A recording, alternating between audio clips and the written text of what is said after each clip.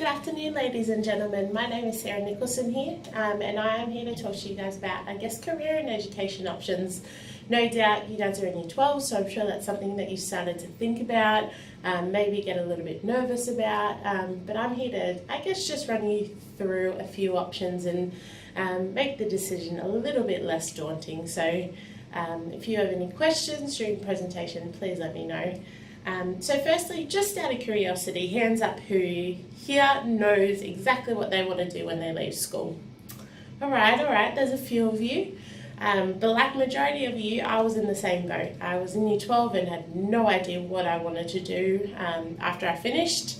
And then I had to go through the process of figuring it out. So it's going to be fun. So let's get into it then. So you're leaving school. What now? Alright, I'm going to just run you guys through a really quick video, alright? So let's get into it.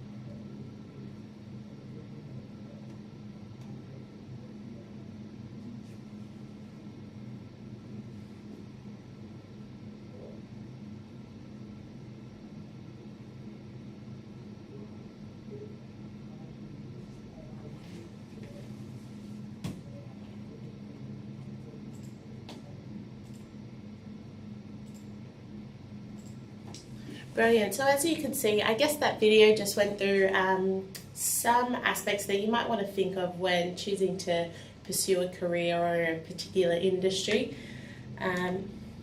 So there's this saying, I'm sure the majority of you have heard it, do what you love and you'll never have to work a day in your life. So I guess that's something you have to consider.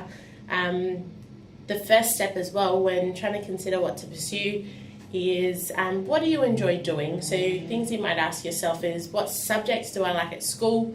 What hobbies do I enjoy? What am I interested in? And then from there, you've got to go about researching that. So once you've decided, then research potential jobs that might be in that industry or that field, organizations that you might be interested in working for. And then you could even go a step further and then call or visit these organisations to see what it's like to actually work there and to be a part of that organisation. So I'm just going to give you a little bit of background in the Australian employment market. So as you can see, employment by industry. So at the moment, the highest industry in Australia is the healthcare and social assistance. And then we're followed by the retail trade and then construction. So this next one is just where the industries are going. So again, health is still number one, but it's going to move more towards professionals, scientists and technical services, education and training. So I guess again, when considering which avenue to pursue, it's definitely worth considering what's hot now, but also what's going to be popular and what's going to be booming in the future, so that you know you always will have a job. So this just says 92% of new jobs will be in the services industry. Growth in higher skilled occupation. So pretty much what this is saying is that jobs are going to lean more towards higher skilled staff members.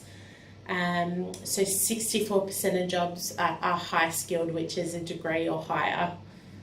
Medium skilled and then low skilled. So low skilled is pretty much just a year 12 qualification or a Cert 1. Medium skilled is a Cert 2 to diploma. Unemployment rate. So As it stands, the more skilled people are, the lower the chance of being unemployed. Yep, so just have a look at that. Right. So the government actually has a really incredible resource, and it's called the Bullseye Career Information. So what it is you guys would have a copy as well, but I've got a copy here. So it actually just goes through potentially some of the subjects that you've done at school and what the career pathway for that subject is. So, for example, if you loved sport, it goes through potential jobs that are involved within sport or are associated with sport.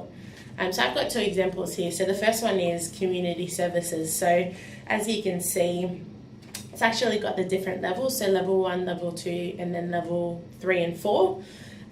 So the levels are the type of qualifications that you actually need. So if you actually enjoy community services in work, level 1 is completion of year 10 or a high school certificate, or a Cert 1 or a Cert 2. So level 1 jobs in the community service sector may include aged care workers, counsellors, education aid, human resource officers, and then even nannies. And then if you go to then level 2, which is at least a Cert 3 or 4, or potentially 3 years relevant experience, it then opens you up to jobs such as accommodation workers, home care workers, human resource officers, employment consultants, education aides. And then if you then go to level 3, so this is a diploma or an advanced diploma, it then opens you up to education coordinator, childcare coordinators, community workers, counsellors, welfare workers, even case workers. And then if we go to level 4, which is a bachelor's degree or higher, you could then potentially work in as an art therapist, policy analysis, psychologist, social worker, trade union official, and things like that. So I guess the more qualified you are, it broadens your employment opportunities and your career options. So let's have a look at another one. So food services. So this was one of my favourites in school. So again, so a level 1, so the minimum qualification, so year 10, year 12 qualification, or a Cert 1 or 2. So level 1, you could potentially be a bar attendant, a caterer, a cook, dietary aid, fruit and veggie picker. And then if we go to level 2, you could potentially be a baker, a butcher, a caterer, a kitchen hand. And then if we go to level 3, which is again the diploma or the advanced diploma, we are then looking at catering or hospitality and food service management, so potentially being the manager of a restaurant. You could even be a food critic, which I think would be pretty cool. And then we have level 4, so a bachelor degree or higher, so we have a consumer scientist, a dietitian, environmental health officer, food critic, food technologist, winemaker, nutritionist. So again, as you progress through the stages of qualifications and you continue to get educated, it opens you up to more career options. So that's that. So what I want to do, so the government has all these resources that are here to help us try and figure out what we want. So another one of these resources is actually a career quiz. So I'm going to just show you through it. We're not going to go through it in depth because we don't have time for that. But what I'll do, I'll just show you how it works, and then when you get home, you can do it for yourself. So let's have a look.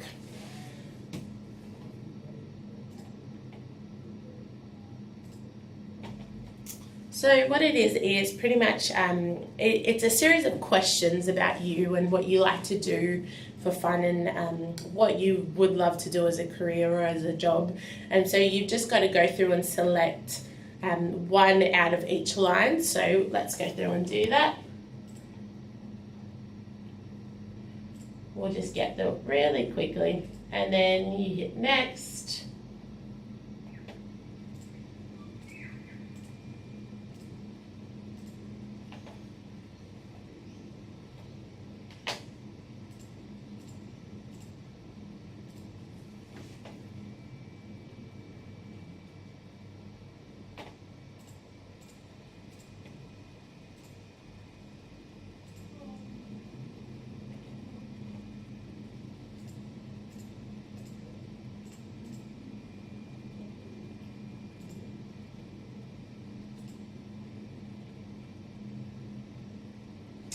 And then, so once you've finished all the questions, it then actually breaks it down based on your answers on potential industries or jobs that you may work in. So our number one at random was 33% administration, 20% people, 20% technical, 13% creative, 13% practical, and 0 helping. And then it then goes through potential jobs for that industry. So under administration, it's got accountants, sport and fitness manager, bank worker, and then the great thing about this resource is it then tells you potentially the weekly pay that you might get. It also tells you the future growth, so whether that career pathway is on the up or whether it's on the decline. And then it also tells you the skill level that you need. So if we look at the first one, so accountant. So after doing this, if I thought, oh yeah, I could definitely be an accountant, it then tells you what you need. So the future growth is strong, which is really great, and that's what you want. And then the skill level is a bachelor degree. So I might then start to look at accounting courses or business courses or I guess degrees around that. Is that cool? Yeah.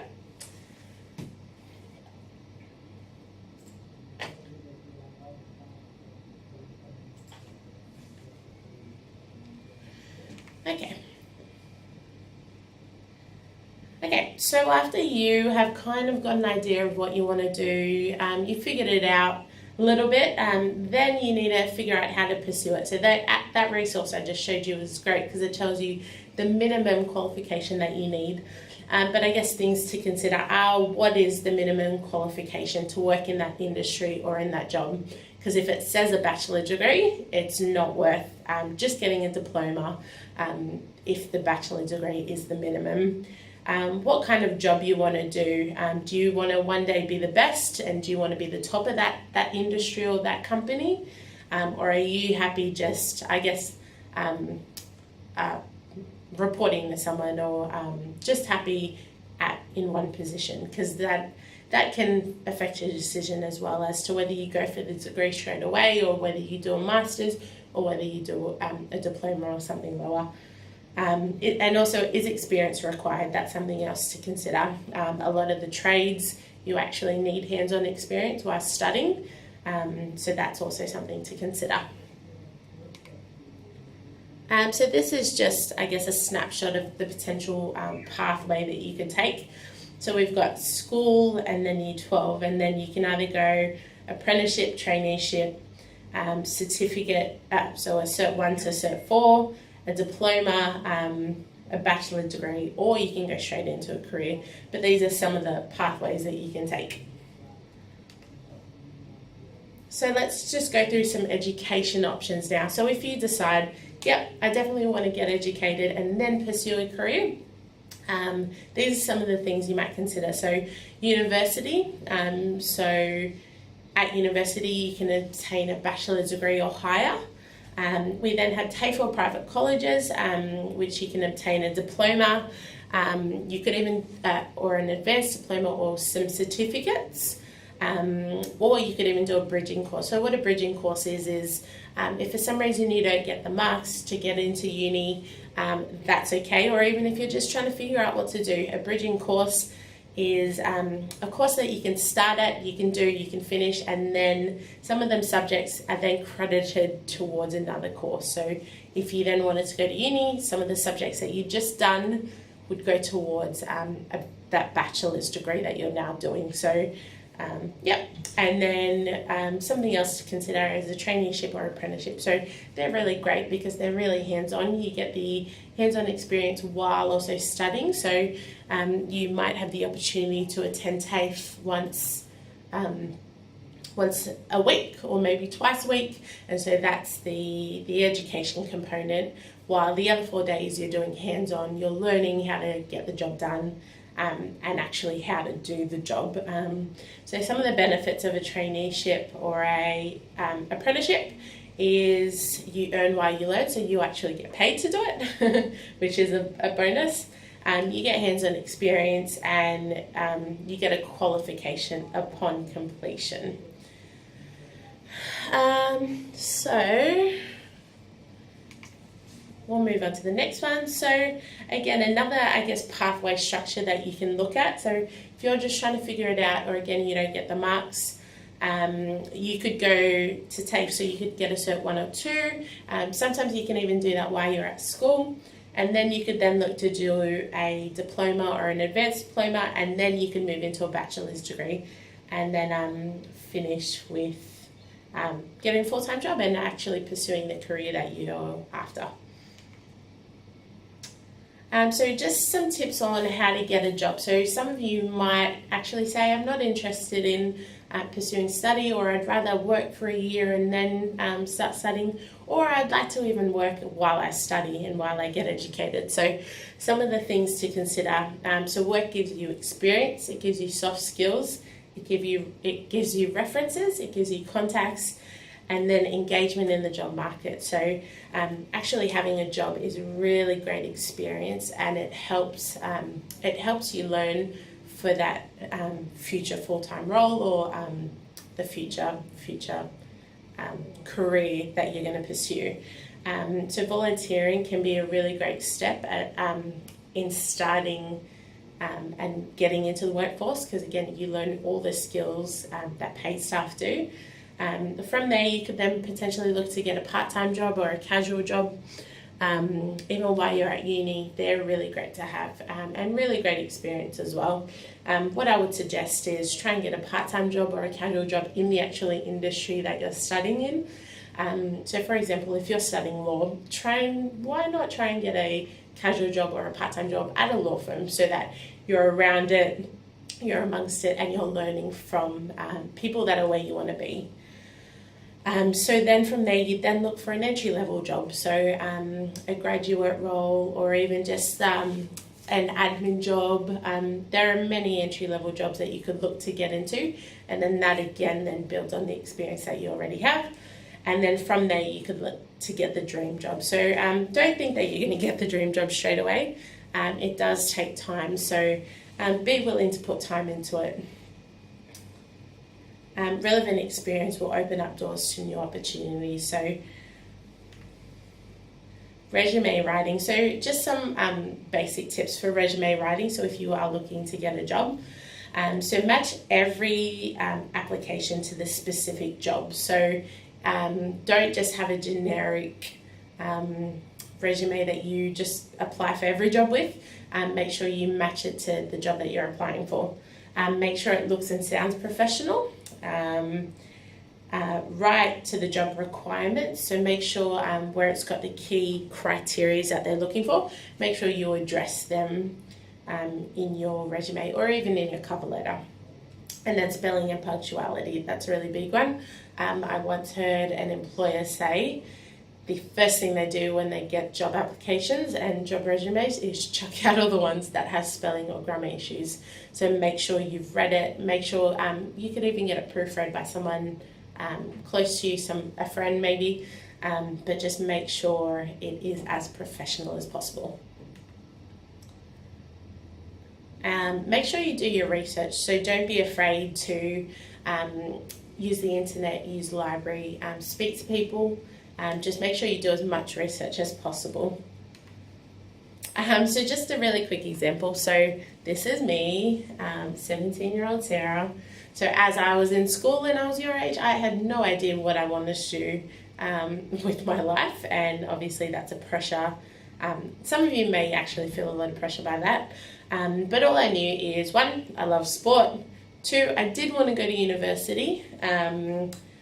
And so what I then decided to do was do something that I love. So as I said, I love sports, so I decided to pursue a career in the sports industry. And so I went to university, did a bachelor in business with a major in sports management. And then, as I mentioned, throughout uni, I had part-time jobs in the sports industry, just doing casual things like working at a pool or teaching sports programs. I was a sports coach. I did admin for a sports club, and so through that, the moment I finished uni, I then had the opportunity to get an entry-level job in the sports industry. So an entry-level job is a sports admin job, and then from there I could then pursue different avenues within the sports industry.